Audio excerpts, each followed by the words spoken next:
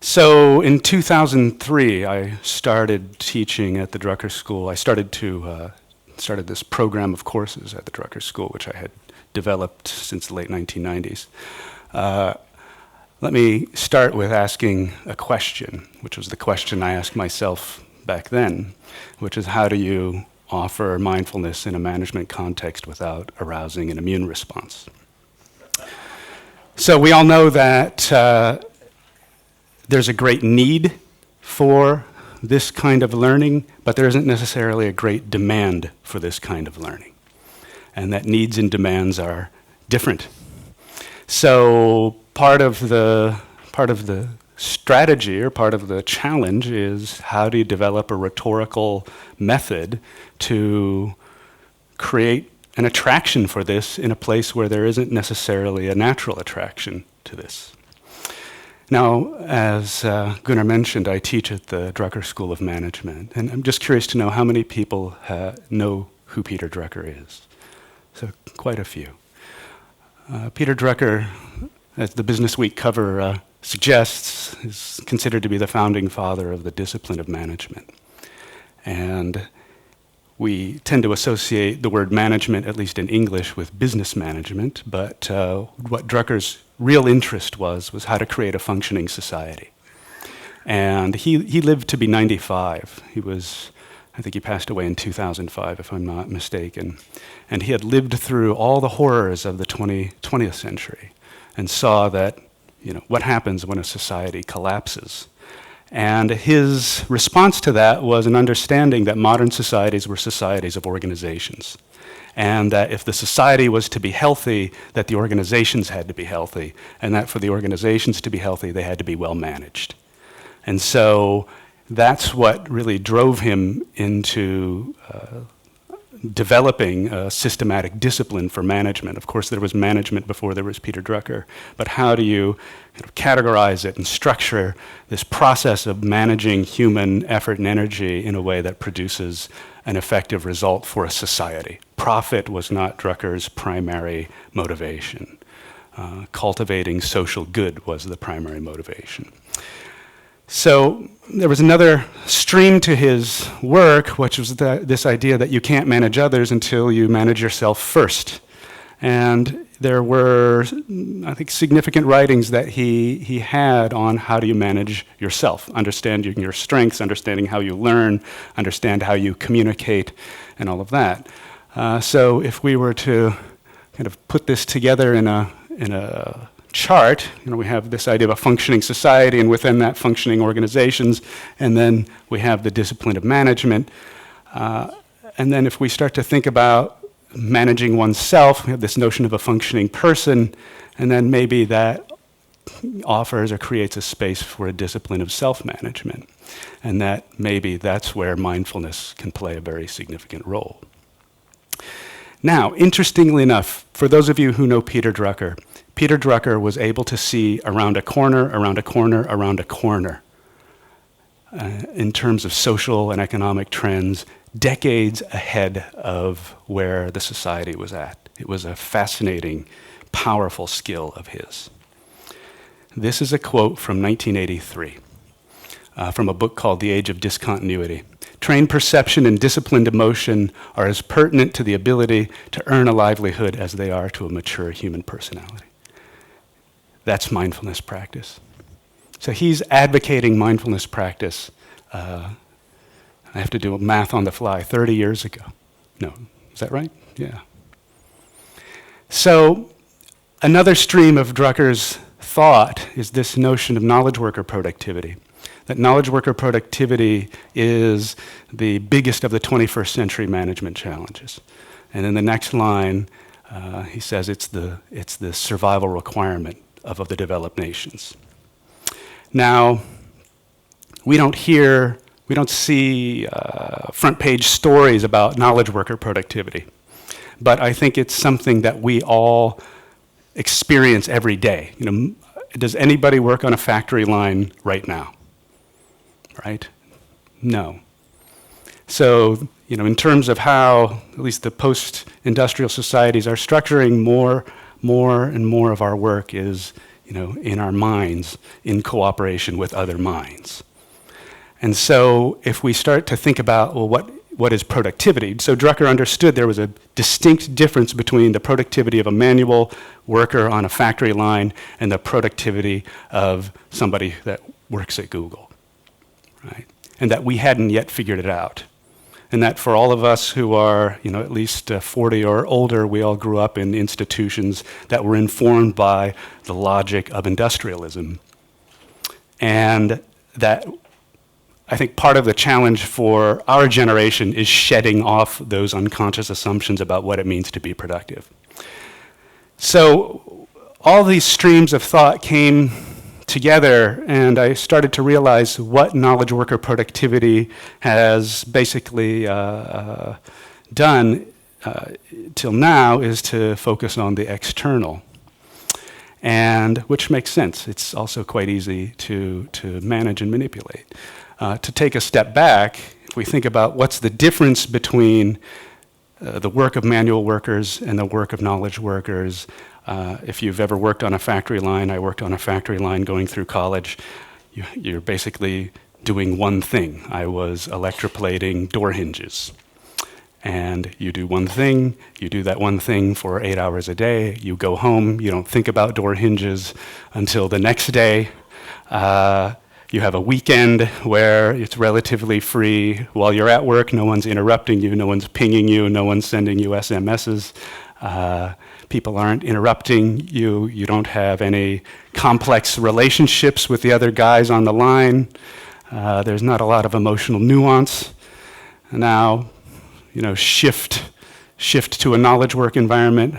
For how many of us is that true? Right? That you go home at 5 o'clock, you don't think about work.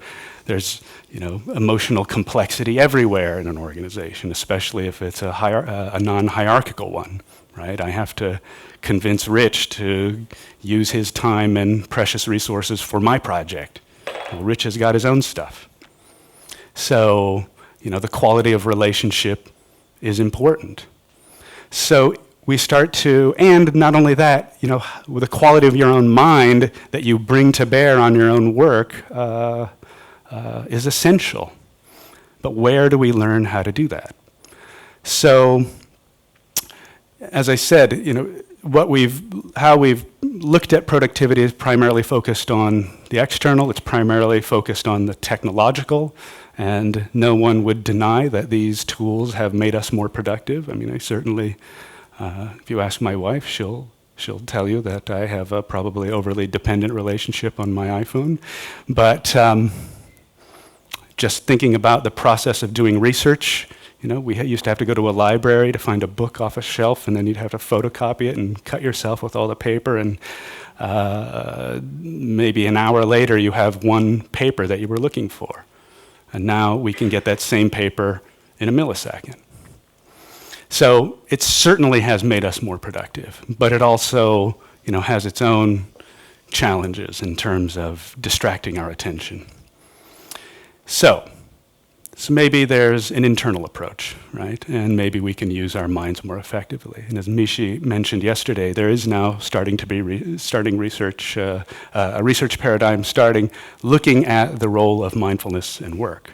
And this was the paper that she also cited from the University of Washington on multitasking and mindfulness in high-stress environments. So what we find is, no surprise, people who are more mindful tend to focus on the task, and they don't take any longer than the person that's multitasking, right?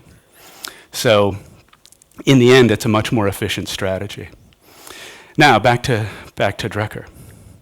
He understood that modern societies had overemphasized the rational and conceptual, and that he thought that in order that the archetype educated person had to be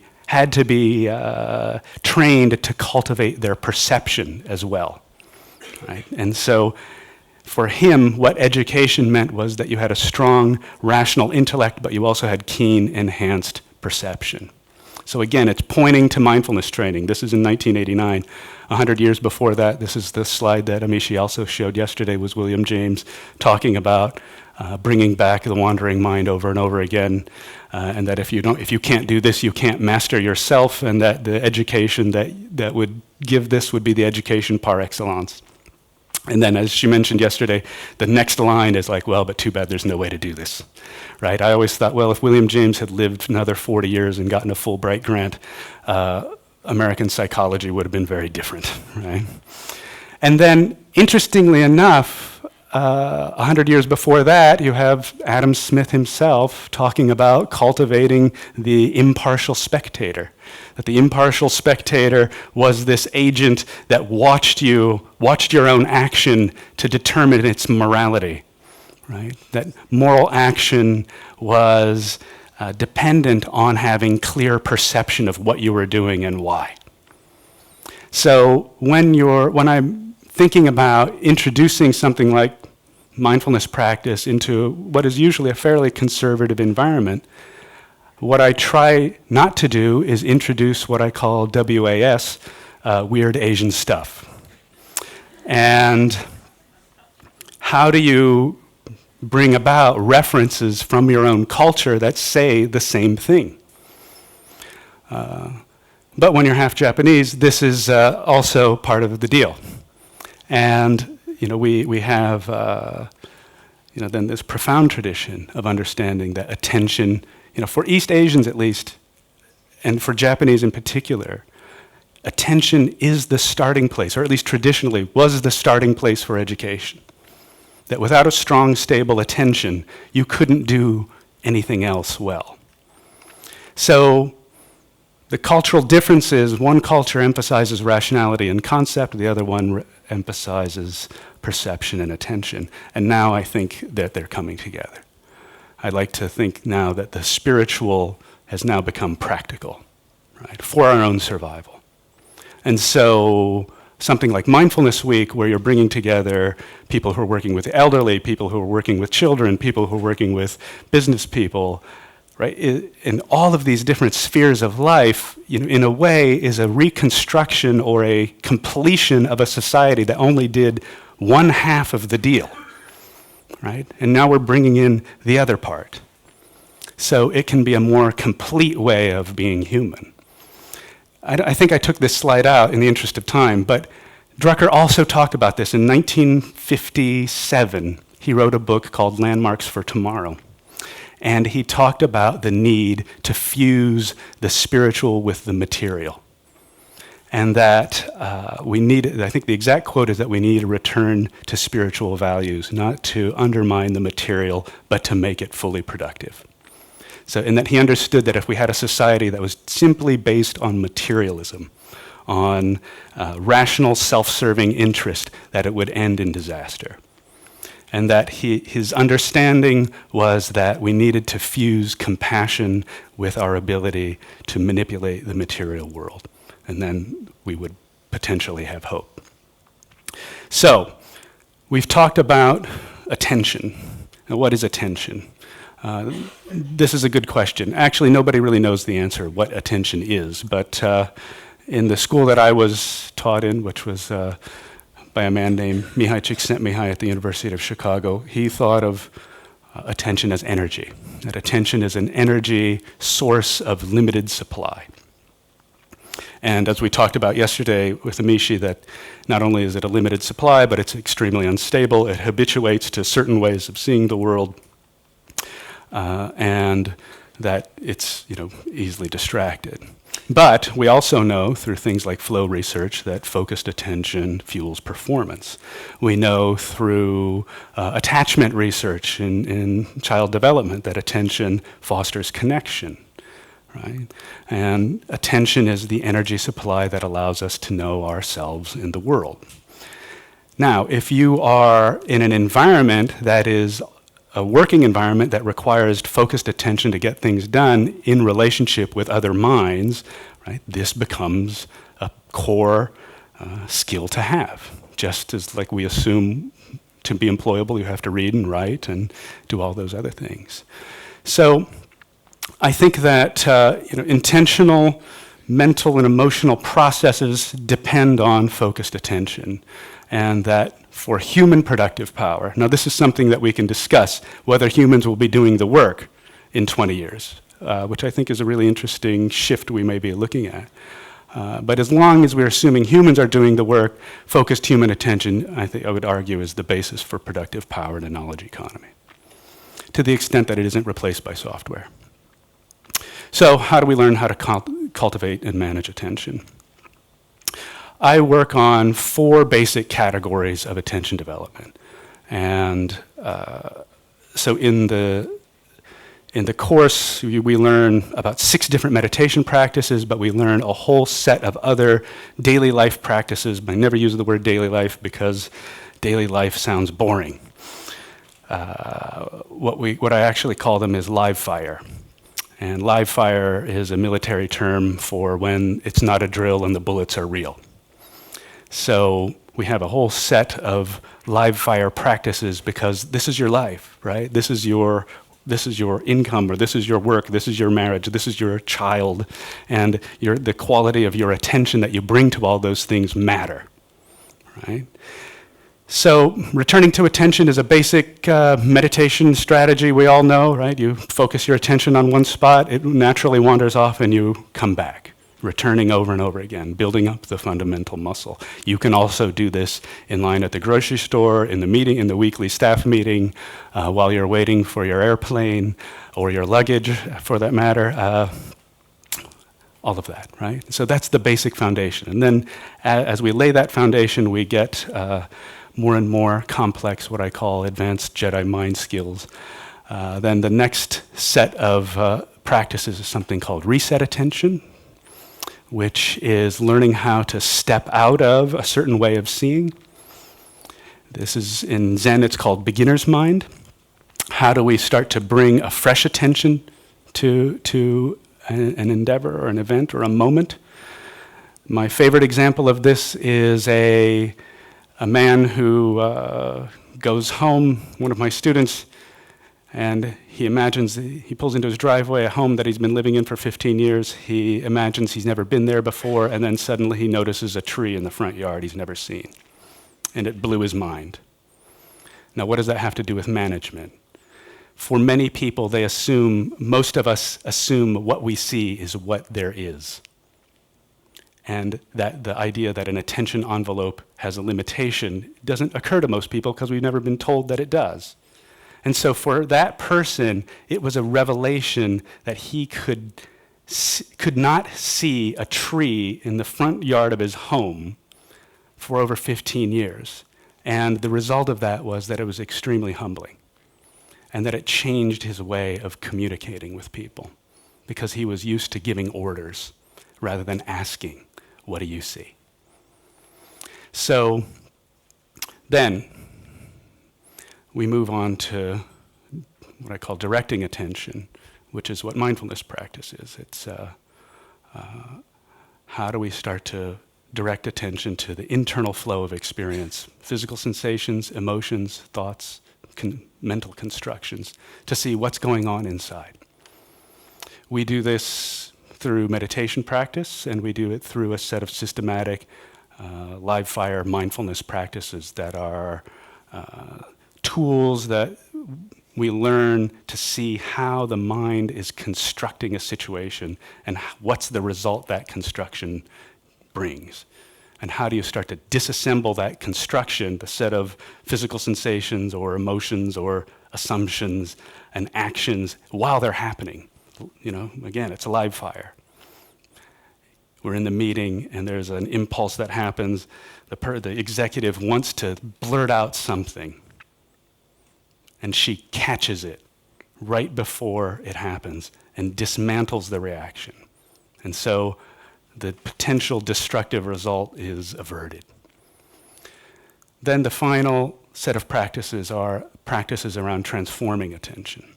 So we know that we have this fantastic survival system that has served us well for millions of years, but in a complex, interdependent world, it's easily triggered in ways that may not be so appropriate. So the transformation attention practices are around shifting attention, not just to see what's a threat or what's not going well or what's broken or what's terrifying me, but to shift attention to see what's going well, what's strong, what's working. I think the classic example of this is the scene in Apollo 13 where these men are up in space and suddenly something very vital fails. And had they panicked, surely these people would have died, right? So I think it was the air compressor or something like that, right? And so the mission controller in Houston did this move, right? Does anybody know what he did? He asked, well, what is working, right? So what is working? And he shifted their attention to focus on what they could depend on. And that created the energy for them to figure out the solution that brought these people back home. Right? So the transformation attention practices are things you do in your life focusing on what's going well. And you're building up an alternative set of networks networks and associations so that you can see what's working. So you're not just ignoring what's a potential threat or what's a danger, but you're also seeing what's working well. And it adds a kind of energy. And it adds resources for people to face and solve their problems. Now, this is also the category of the compassion practices and loving kindness practices as well. So for Drucker, trained perception enhances the ability to see a changing world. This was all, for him, he understood the reality of impermanence.